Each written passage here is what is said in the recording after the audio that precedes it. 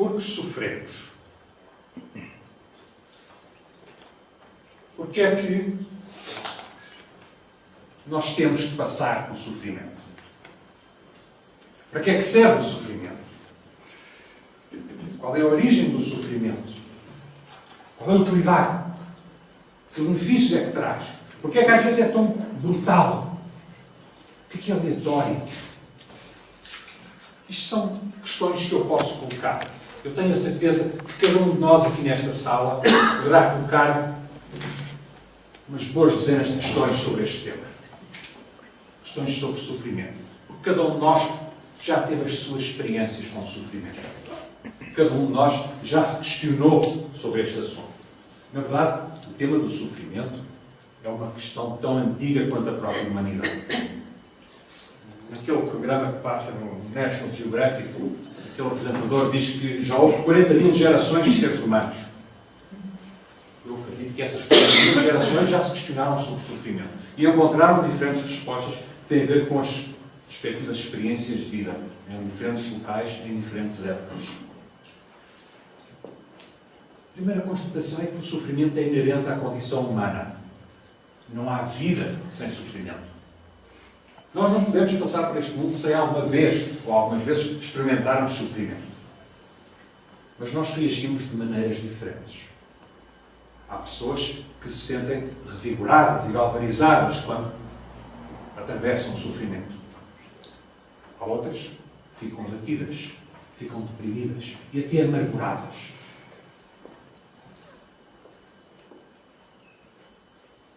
Vejamos algumas das perspectivas religiosas sobre o sofrimento que nós encontramos ao longo da história da humanidade. As religiões, que são tão antigas como a humanidade, também têm procurado dar explicações para a existência do sofrimento. Nós estamos aqui, no fundo, a tentar justificar a existência do sofrimento quando acreditamos na existência de um Deus Criador. O que é uma aparente contradição. Há religiões que afirmam que o desenvolvimento faz parte do nosso processo de desenvolvimento. Há outras que dizem que nós podemos não ver nenhum benefício no sofrimento, mas numa vida que se segue após a morte, de alguma forma de ciência, vamos encontrar benefício que resulta do sofrimento. Vamos olhar um bocadinho para as principais religiões mundiais. No hinduísmo,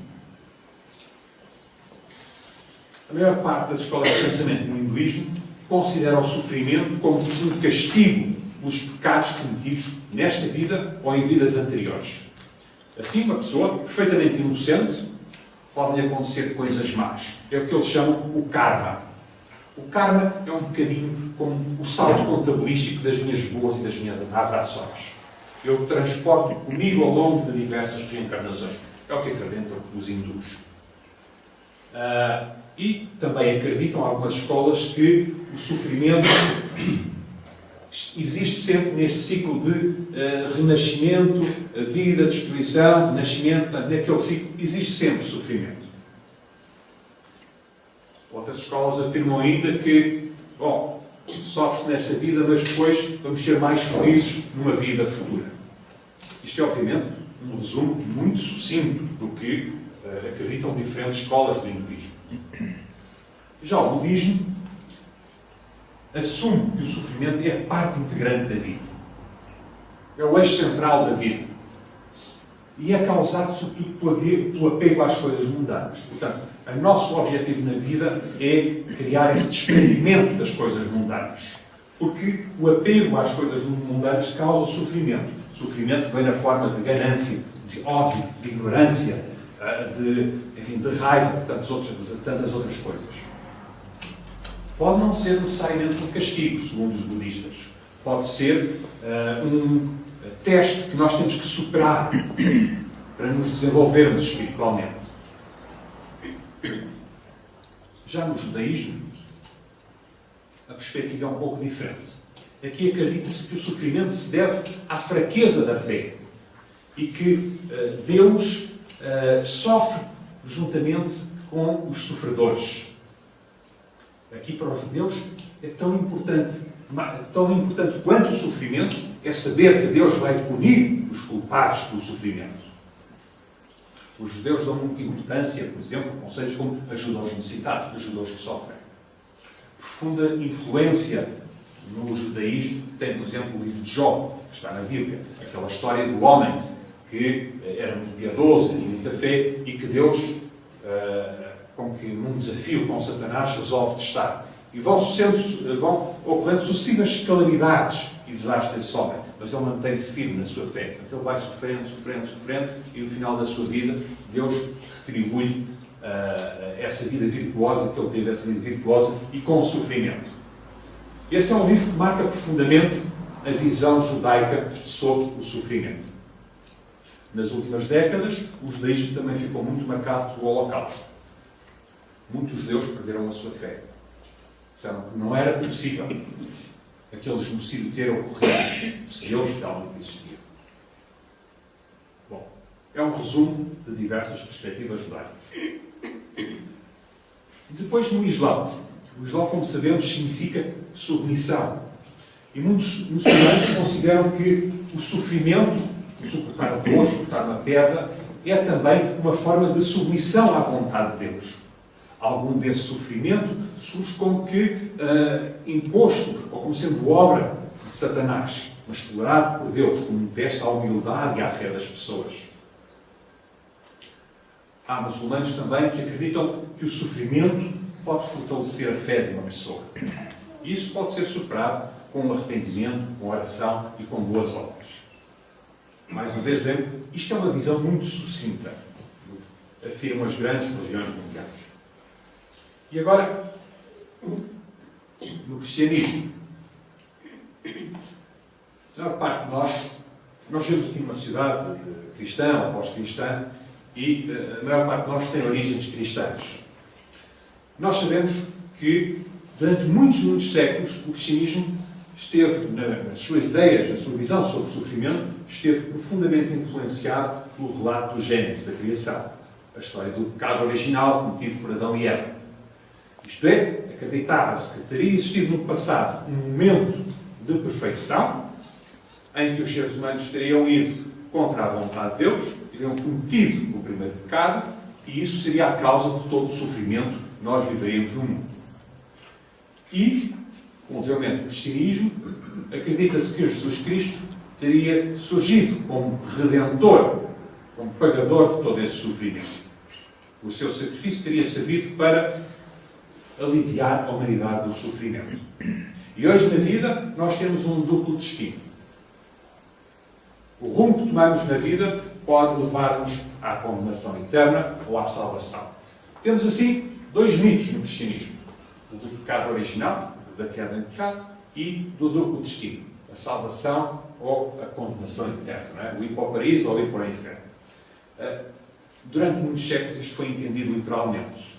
E, portanto, o entendimento que o cristianismo teve sobre o sofrimento nem sempre foi o mais objetivo. E a verdade é que hoje a maioria dos mais deputados e líderes cristãos têm um entendimento, consideram que estes relatos, estes mitos sobre o pecado original e o duplo destino, a salvação ou a condenação eterna, são simbólicos e representam, no fundo, escolhas morais. Isto é, ter a opção entre fazer algo que nós sabemos que é bem ou que é mau. Portanto, o pecado original, para pessoas como Desmond Tutu e Papa Francisco, é, no fundo, a primeira tomada de consciência do ser humano de que fez algo que vai contra a sua própria natureza. Uma natureza boa. Mas, apesar disto, ainda há grupos cristãos que consideram a história do pecado original e do duplo destino como uma verdade literal. Bom, depois temos estas explicações e a verdade é que todos nós continuamos com questões. Todos nós continuamos com questões sobre o sofrimento. Questões que podem ser deste género. Se Deus é perfeito, porquê é que nós não vivemos num mundo perfeito? Se existe pecado, se existe sofrimento, será que existe Deus? Será que é necessário, se é mesmo necessário haver sofrimento, porquê é que ele não surge de uma forma justa e proporcional?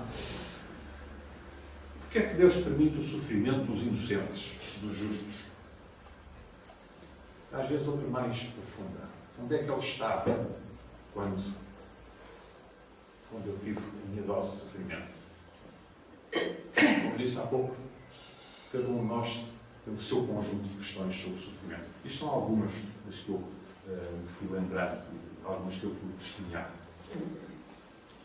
Portanto, isto para dizer que as grandes religiões mundiais, com todas as diferentes escolas de pensamento que originaram, não conseguiram dar uma resposta definitiva às questões sobre o sofrimento. E o debate prossegue. No século XVIII surgiu aquele movimento intelectual que é o chamado iluminismo. Na Europa começaram a surgir novas ideias. Começou a dar-se mais ênfase à razão. E o debate sobre o sofrimento deixou de ser um debate dogmático, isto é, fechado sobre ideias religiosas dogmáticas, e passou-se a ter uma vertente mais racional.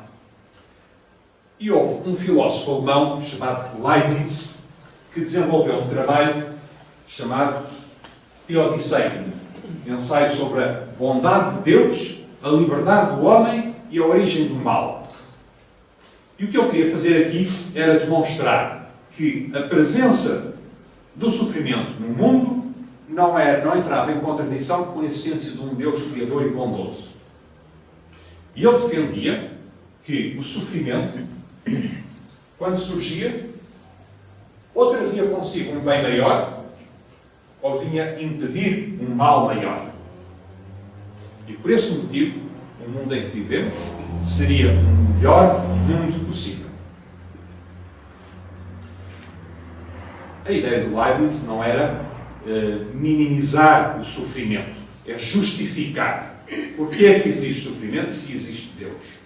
Esta palavra que ele inventou, teodiceia, é uma palavra que ele inventou e que junta duas palavras gregas, que juntas pretendem significar da retidão de Deus, da justiça de Deus. Portanto, ele estava a tentar perceber o propósito do sofrimento no contexto do propósito da nossa existência. E, basicamente, a abordagem a esta questão, à justificação do sofrimento, passa por raciocínios deste género. Deus é a suprema bondade e é onipotente, o universo foi criado por Deus e tem uma relação contingente, portanto, de distância em relação a Deus, há sofrimento no mundo, então porquê? E agora procuram-se justificações. Bom, o Leibniz tem, como eu disse, esta ideia. Vivemos no melhor mundo possível. O sofrimento surge para impedir um mal maior ou traz consigo um bem maior. Ele disse isto e, passados 50 anos, ao tremor de terra de Lisboa.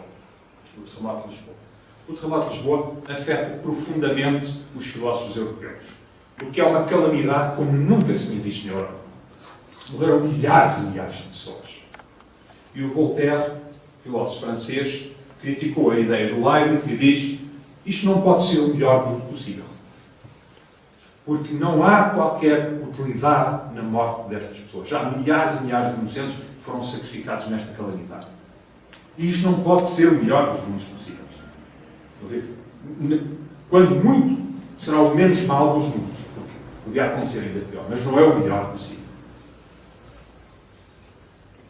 E esta crítica ao melhor mundo possível e às ideias do Leibniz vai-se mantendo. E há um outro filósofo que vai buscar os gregos, o David Hume, vai buscar uma ideia que já tinha do tempo dos gregos, chamado paradoxo de Epicuro. No fundo, resume-se aqui. Deus deseja impedir o mal e não é capaz, então não é omnipotente. Ele é capaz e não deseja, então é maléfico. Ele é capaz e está disposto, então de onde é que vem o mal? Ele não é capaz e não está disposto, então porquê é que lhe chamamos Deus? Para, isto é o produto do iluminismo. Isto é o prolongar e o renovar do debate sobre o sofrimento. Bom, quando nós olhamos à nossa volta, e percebemos que, por vezes, o sofrimento pode surgir de forma aleatória, de forma perfeitamente brutal e injusta. E em vez de surgir com o que nós acreditaríamos que deve ser um propósito construtivo, às vezes ele cai sobre as pessoas sem qualquer padrão, sem que nos pareça ser qualquer utilidade, parecendo imerecido e ultrapassando tudo o que era de esperar. E, portanto, nós mantemos esta questão. Se ele existe e é bom, porque é que permite que pessoas inocentes, incluindo crianças, sofram e morram de formas perfeitamente horríveis? Será que foi Deus que deu o sofrimento? E quando não se tem uma resposta convincente a este tipo de questões, isto leva-nos a um sentimento de ateísmo. Isto é, nós vamos acreditar, acabamos quase por acreditar que Deus não existe.